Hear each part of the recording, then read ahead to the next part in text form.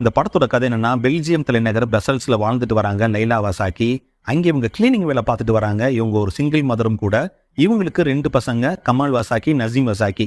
கமல் அங்கே rap song பாடுறவரு, அதனால social மீடியாவோட பிரபலம். நசீம் மிடில் ஸ்கூல்ல படிச்சுட்டு வராரு, டீனேஜ் பையன். இவருக்கு அண்ணன்னா உசுரு. 2013 சிரியாவில் நடக்கிற போர்னால பாதிக்கப்படுற மக்களுக்கு உதவுறதுக்காக கமல் சிரியாவுக்கு போகணும்னு ஆசைப்படுறாரு.